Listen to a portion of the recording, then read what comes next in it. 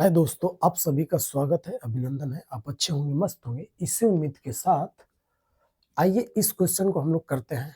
दिया है कि उस त्रिभुज का क्षेत्रफल ज्ञात कीजिए जिसके शीर्ष -5, -1, 3, -5, 5 और 2 हैं। इसको जब भी आपको क्वेश्चन को करना है तो त्रिभुज का क्षेत्रफल, जब त्रिभुज का क्षेत्रफल, त्रिभुज का क्षेत्रफल का फार्मूला क्या होता है? 1/2 x1 y2 minus y3 plus x2 y3 minus y1 plus x3 और y1 माइनस y2। ये होता है त्रिभुज का क्षेत्रफल। इसी में बस आपको रखना है। त्रिभुज का क्षेत्रफल मतलब ये है कि इसके जब निर्देशांक दिए हों, मान के चलिए a b c है तो इसके निर्देशांक मतलब ये -5 -1, इसका मतलब ये a का निर्देशांक है, ऐसे b का 3 -5 और c का 5 और 2 ये निर्देशांक है, क्वाड्रेंट ये दिया हुआ है।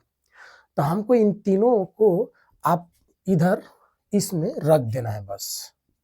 तो 1/2 x1 कौन है भाई? x1 ये है, ध्यान से देखेंगे, -5 तो आप -5 कर लेंगे। फिर y2 कौन है? y2 देखो a b c, तो यानी ये x1 y1, ये x2 y2 और ये x3 y3 होगा।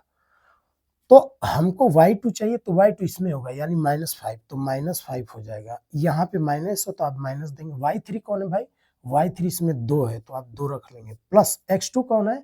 x2 इसमें है, ध्यान दीजिए 3, तो यहाँ पे हो जाएगा 3। y3 कौन है? y3 इसमें 2, तो 2 माइनस y1 कौन है भाई? -1 है तो माइनस माइनस प्लस और 1 प्लस x3 कौन है भाई? 5 है तो आप लिख लेंगे 5।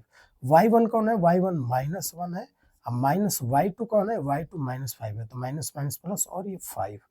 बस इसको आप सरल कर लेंगे तो 1/2, ये 5 2 7, ध्यान दीजिए 5 2 7 -7 माइनस माइनस प्लस और 7 5 35 यानी पूरा 35 आएगा। प्लस 2 1 3 3 3 के 9 तो ये 9 आ जाएगा। प्लस ये 5 है और 5 में से एक घटेगा, ध्यान दीजिए 5 ये माइनस में प्लस में है तो 5 में से 4 4 5 20 हो जाएगा, तो यहाँ पे हम डायरेक्ट 20 लिख लेते हैं।